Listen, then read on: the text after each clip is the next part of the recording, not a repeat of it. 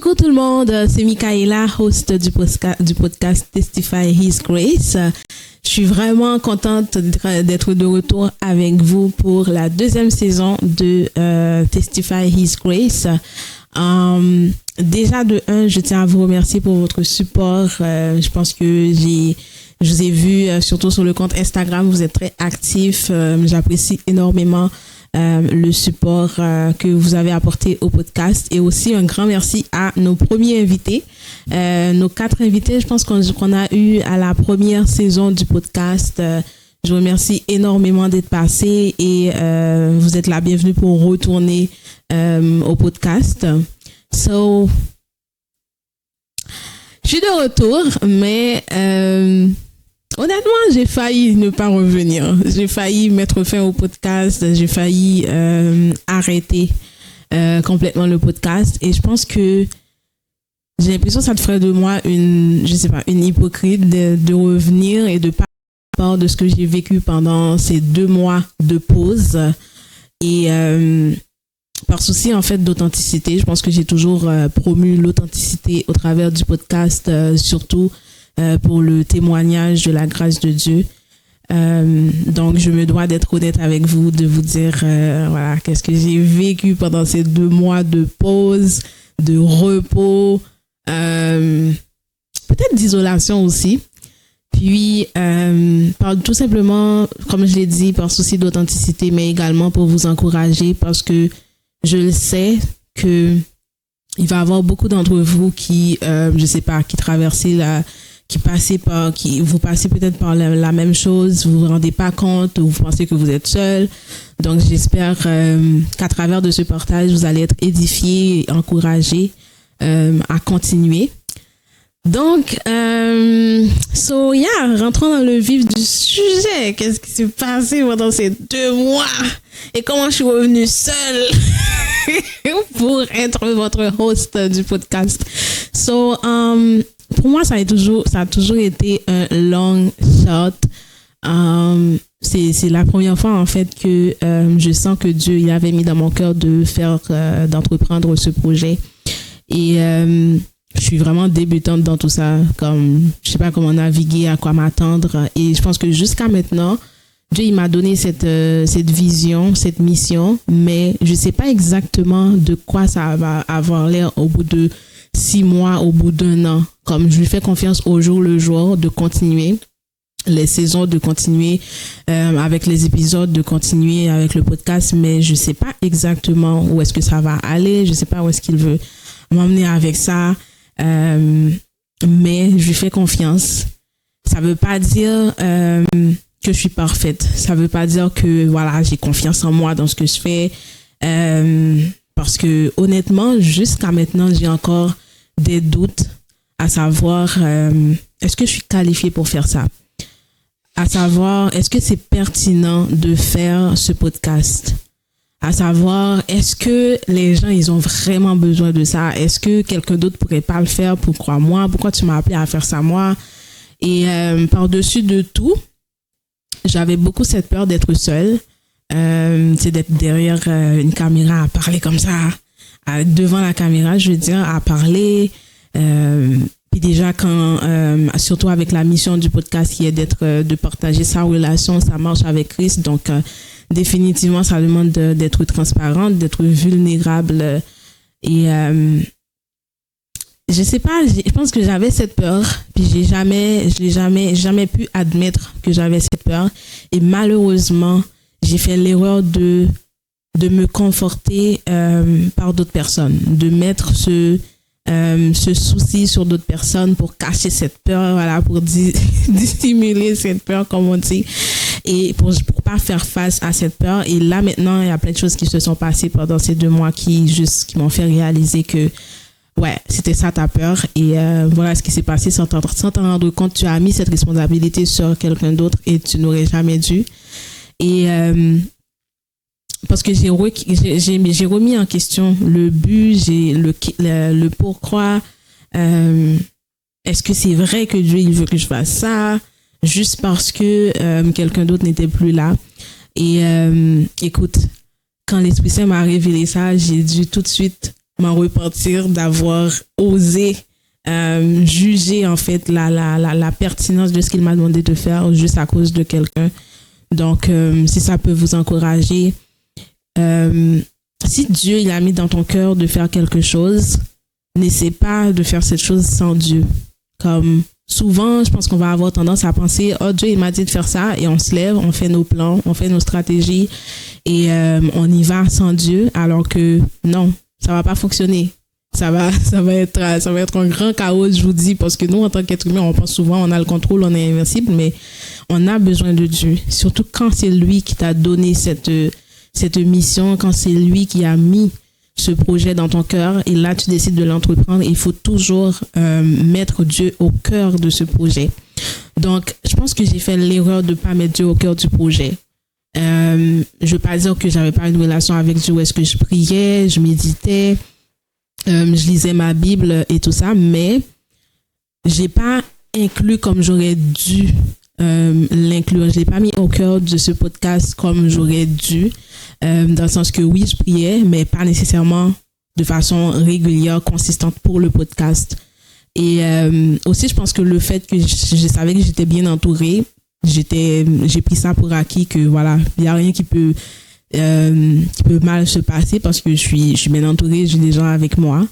Mais erreur, faites pas ça. Faites pas ça. Si Dieu met dans votre cœur de faire quelque chose, allez-y avec Dieu et vous allez avoir des résultats vraiment totalement différents.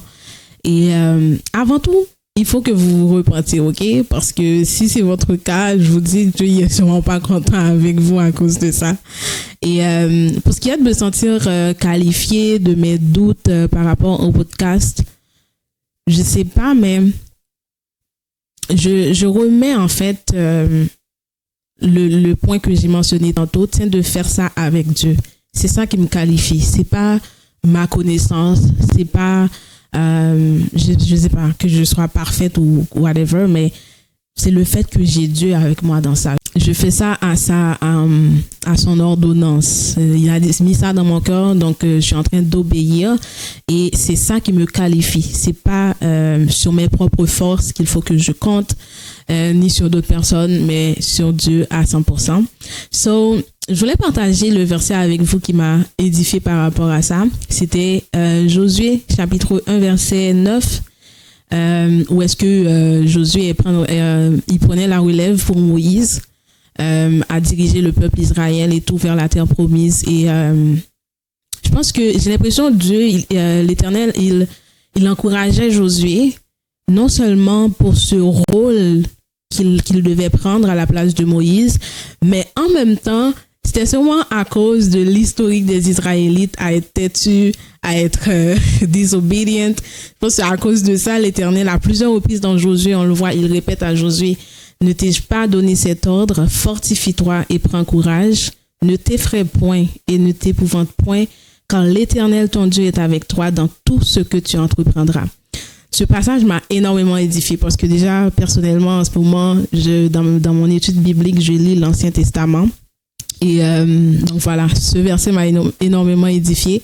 Et non seulement, c'est la phrase où est-ce qu'il dit « Ne t'effraie point et ne t'épouvante pas, car l'Éternel, ton Dieu, est avec toi. » Fortifie-toi, c'est pas parce que telle personne est avec toi, c'est pas parce que tu as un entourage, c'est pas parce que tu as un succès. C'est pas ça qui va t'encourager et qui va te fortifier. C'est l'Éternel, ton Dieu. C'est parce que Dieu, il est avec toi. C'est bien beau de penser qu'on est au contrôle, qu'on est invincible et tout, parce que, je sais pas, on est bien entouré, on n'est pas seul. Mais le grand travail qu'il y a à faire quand Dieu il nous appelle à faire quelque chose, c'est lui seul qui va faire ce travail. C'est l'Esprit Saint lui-même, lui seul déjà, qui va toucher le cœur des gens pour faire ce travail. Donc, c'est vraiment important de remettre Dieu au cœur de ce qu'il t'a donné à faire, de ce qu'il t'a demandé à faire. Donc, j'espère que ce passage va vous édifier et il m'a définitivement édifié. En tout cas, déjà, je pense que si vous lisez Josué, comme je l'ai dit à plusieurs reprises, l'Éternel lui a redonné force avec ses paroles. Et l'autre chose, en fait, qui m'a beaucoup marqué pendant ces 2 mois, c'était C'était vraiment au niveau du doute que j'avais par rapport au podcast et j'arrêtais pas de me demander en fait comment juger que ce podcast est en train de produire des fruits, comment savoir si je suis sur le bon chemin. Et il y a deux choses qui m'a énormément marqué. C'était premièrement, la Bible nous dit il y a une saison pour chaque chose. Il y a une saison pour planter, il y a une saison pour récolter. Et si je me fie bien, je pensais dans Ecclésiaste. Et c'est tellement drôle et je pense qu'on le mentionne jamais quand on parle de ce verset. Mais Ecclésiaste chapitre 3, ça dit il y a un temps pour planter et un temps pour arracher ce qui a été planté. Ça veut dire que oui, le Seigneur, il veut t'appeler à planter quelque chose et tu vas récolter. Mais le truc, c'est que la majorité d'entre nous, on veut des résultats tout de suite. On veut ça rapide, vite fait. Et malheureusement, il y a des choses qu'on ne peut pas précipiter. Mais c'est de savoir que tant qu'on remet tout à Dieu, tant qu'on lui fait confiance, tant qu'on lui met au cœur de ce qu'on fait, on va sûrement, comment il dit ça, même si c'est lent, même si ça prend du temps, sûrement ça va apporter des fruits. Lentement, mais sûrement, vous allez récolter les fruits. Vous n'allez pas nécessairement récolter des fruits tout de suite dès que vous avez commencé votre semence. Il y a une saison pour chaque chose. Et deuxièmement, il faut pas penser que c'est toi-même qui va produire ces fruits. Il faut pas prendre le crédit. Moi, je pense que quelque chose qui m'a éclairé pendant ce temps de repos, de pause, je sais pas comment le dire, c'était de comprendre que c'est pas moi personnellement. Le seul crédit que je peux prendre de ce que je fais présentement, du fait que Dieu il m'a appelé à faire ça et je suis en train de le faire, c'est le seul crédit que je peux prendre, c'est mon oui, c'est mon obéissance. Tout le reste, c'est lui.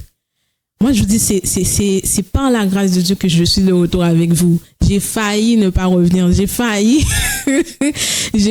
dire, you know what?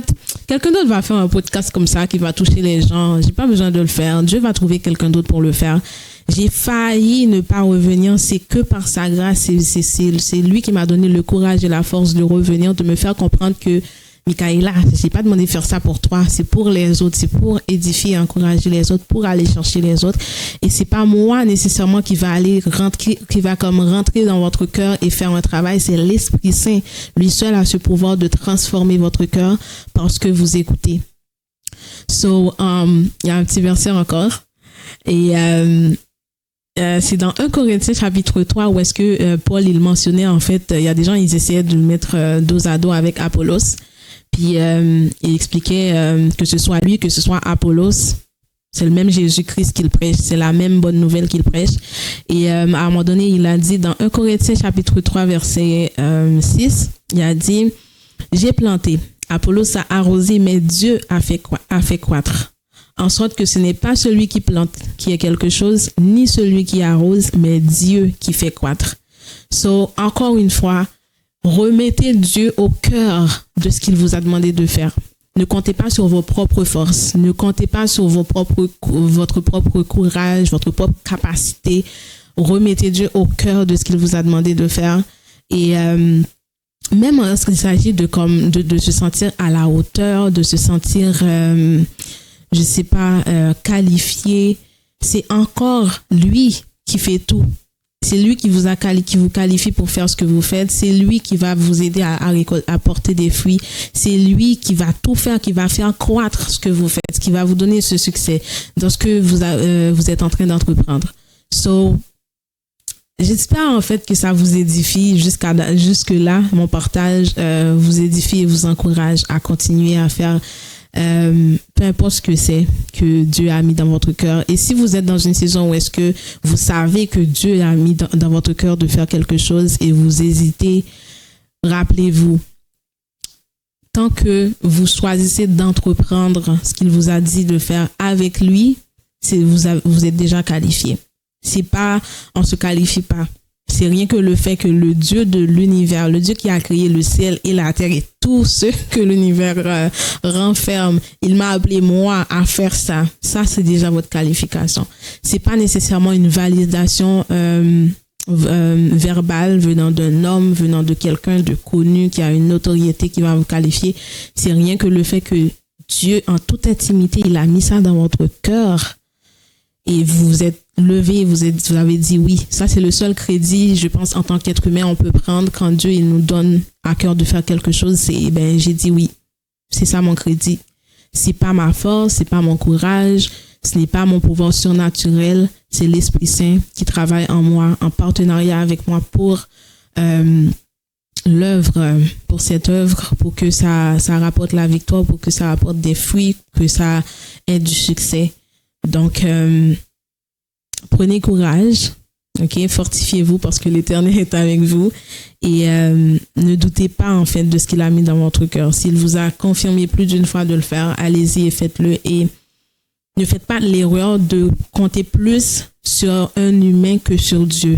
Ne faites pas l'erreur de vous fier, de vous sentir comme... Je sais que c'est bien, ça peut nous consoler de savoir qu'on n'est pas seul, qu'on a un entourage et tout ça. Ils ont leur place, mais ça ne devrait jamais remplacer Dieu, remplacer le fait que lui, il vous a appelé, le fait que lui, il est grand, il est Dieu, il est le Dieu de l'impossible. Rien n'est impossible à lui. Ce qui peut paraître...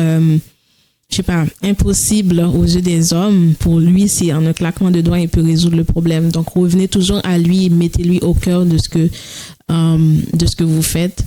Et honnêtement, quand il s'agit de... parce que je pense de nature, je suis quelqu'un de très... d'introverti, en fait. J'ai tendance à rester dans mon petit coin, à m'isoler, à être seule et tout. So, ça peut ressembler à ça pour vous, de sortir de votre zone de confort, de parler à des gens, même si je sais c'est pas physique, c'est devant une caméra, mais rien que ça fait c'est fou, c'est intense. C'est intense, le stress et tout que ça peut engendrer, c'est intense, mais continuez à faire confiance à Dieu, demandez-lui la force de vous aider à continuer, à aller jusqu'au bout. Et en fait, je suis contente d'être de retour avec vous par sa grâce et j'ai foi en fait que ce podcast va continuer à vous encourager, à vous exhorter, à vous édifier. Et j'ai foi en fait que ce podcast va rester un safe space pour des gens, pour des chrétiens à venir partager leur relation, leur marche avec Christ afin d'édifier et d'encourager les autres à leur tour. Et il y a même un passage, je pense que c'est dans Révélation que j'ai eu quand je doutais en fait mais pourquoi est-ce que je dois inviter des gens à venir témoigner, à faire ci, à faire ça. Si vous savez, quand vous traversez un moment de doute, vous remettez tout en question. Mais même pas remettre tout en question, mais vous posez juste des questions stupides à deux qui fait même pas de sens. C'est comme, pourquoi tu m'as appelé moi à faire ça? Pourquoi ça? Pourquoi comme ça? Pourquoi comme si Dieu, il nous devait un compte rendu, genre. Il y a un passage qui est assez puissant dans Révélation, en fait, qui m'a énormément touchée. Et, attendez, je vais vous lire ça. C'est dans Révélation, c'est le passage où est-ce qu'il dit ils l'ont vaincu par le sang de l'agneau et par leur témoignage. Il y a une chose qui m'a marqué dans ce verset. Premièrement, si je vais revenir au fait que la Bible est inspirée du Saint-Esprit. On sait que oui, c'est des hommes qui l'ont écrit, mais le Saint-Esprit a inspiré ces gens à écrire tout ce qui est écrit dans la Bible. Ça veut dire qu'il n'y a rien d'écrit dans la Bible par erreur, par accident ou comme qui a pas sa place. Même des choses que on n'a peut-être pas un don de discerner ou d'avoir une révélation pourquoi que c'est écrit là, mais c'est pas pour rien que c'est écrit là. Et là, je me suis dit, ça veut dire que, ce verset, ça aurait pu arrêter à ils l'ont vaincu par le sang de l'agneau. Ça s'est pas arrêté là. Et par leur témoignage. Je pense quand j'ai commencé ce podcast, même au début, j'ai jamais pensé à ce verset. Ce verset m'est jamais venu en tête. Il y a plus un autre verset, je pense dans le livre d'Hébreux, où est-ce qu'il disait la foi vient de ce qu'on entend la bonne nouvelle de Jésus-Christ. C'est le verset que j'avais vraiment en clé pour définir en fait l'essence du podcast. Mais ce verset dans Révélation, ça m'était jamais venu en tête. So, dans mon moment de doute, le Seigneur il était là, l'Esprit Saint m'a réconforté et il m'a dit voilà pourquoi c'est important le témoignage. Ok. Là, je suis comme ok, ça aurait vraiment pu s'arrêter au sein de l'agneau, mais ça a rajouté et leur témoignage. C'est à ce point-là que je me suis rendu compte à quel point c'est puissant le témoignage. Parce que souvent, on peut penser que ce qu'on partage, ça nous fait du bien déjà de le partager, mais ça va également encourager quelqu'un d'autre qui est dans la même situation, qui pense qu'elle est seule. Ça va déjà encourager cette personne. Mais aussi dans ton témoignage, quand tu racontes tous les coups, toutes les fois que l'ennemi t'a attaqué par tout ce dont tu es passé, qu'est-ce qui t'a influencé à faire les mauvais choix que tu as fait, quand tu as fait tout ça, tu es en train d'exposer l'ennemi également. Tu es en train de dire à la personne qui traverse au moment, qui pense que c'est rien, c'est une attaque. Voilà comment que moi, j'ai combattu et j'ai eu la victoire sur cette attaque. On est en train ça nous fait du bien, ça délivre les autres et ça expose l'ennemi également. Parce que il y a beaucoup de chrétiens, c'est pas quelque chose de comment dire, de tabou ou bien qui est pas connu. On est beaucoup à traverser des choses et souvent on a tendance à on n'est pas capable de mettre le point pour dire ça c'est une attaque ou ça c'est juste le résultat de c'est juste les conséquences de mes choix ou ça c'est Dieu qui est en train de me mettre à l'épreuve. Mais quand on prend le temps de partager notre témoignage, où est-ce qu'on était, qu'est-ce qu'on a vécu et voilà où est-ce qu'on est aujourd'hui, on expose l'ennemi, exposer l'ennemi. Et des fois, on peut même ne pas se rendre compte que ça va exposer l'ennemi, mais c'est pas nécessairement un témoignage où est-ce que quelqu'un raconte j'avais des rêves, j'étais tout le temps attaquée dans mes rêves, j'ai fait face à ci et à ça et c'était pas naturel, c'est des trucs surnaturels. Ça aussi, ça peut être exposer l'ennemi. Mais exposer l'ennemi aussi, ça peut être quelque chose qui ressemble à comment des habitudes tout simplement malsaines ont conduit tout simplement à une destruction, à un chaos dans notre vie et que seul Dieu a pu nous porter secours et nous délivrer de ces situations et de ces moments. Donc, je pense que c'est safe de dire que je suis revenue de façon... je vais essayer de trouver un mot. C'est pas que je suis plus sûre de moi-même, mais j'ai encore plus confiance en ce que Dieu il m'a demandé de faire. La confiance que j'ai, c'est pas en moi-même, c'est pas en mes capacités ou en personne. C'est vraiment en ce que Dieu il m'a demandé à faire quelque chose. Dieu il fait jamais rien par hasard. Il y a rien qui a pas d'importance aux yeux de Dieu. Ce qu'il vous a demandé à faire, c'est important, même si tu peux douter autant que tu veux de l'importance de ça. Peut-être que tu le vois que ça t'as pas de visibilité, t'as pas de, comme on considère surtout avec les réseaux sociaux ces temps-ci, t'as pas de visibilité, t'as pas de views, t'as pas de whatever. Ce qui est important, c'est que tout le long, t'es dans la volonté de Dieu pour toi. T'es dans le plan de Dieu pour ta vie. T'es en train de faire ce qu'il a mis dans ton cœur à faire. Donc, au final, c'est ça le plus important. Et ayez confiance en ce que Dieu il vous a demandé de faire et mettez Dieu au cœur de votre projet, de ce qu'il vous a dit de faire. Et ne faites jamais en fait l'erreur de remplacer les feedbacks surtout par Dieu, parce que tout ton entourage peut te dire écoute, tu fais un bon travail, ce que tu as fait c'est bon, c'est good, mais c'est pas nécessairement ça des fruits et ce n'est pas nécessairement une validation, ça va jamais se comparer au fait que Dieu lui-même il t'a appelé à faire quelque chose. Donc je pense que ça va être tout pour cet épisode et je voulais vraiment prendre le temps de partager, de faire cet épisode solo pour un retour premièrement et deuxièmement de prendre le temps d'être transparent, d'être authentique avec vous et aussi pour vous édifier, pour vous encourager. Peu importe qui écoute cet épisode et qui traverse la même chose, je sais pas, on sait jamais, mais je sais que j'ai foi que l'Esprit Saint va toucher votre cœur et donc je pense que c'est le temps d'aborder les petits changements par rapport au podcast. Donc il y a rien de changé au niveau des invités, on va toujours avoir des invités qui vont venir pour nous partager leur marche, leur relation avec Christ et il va sûrement avoir de plus en plus des épisodes solo comme ça, hein, quand le Seigneur il met dans mon cœur de partager quelque chose de spécial avec vous.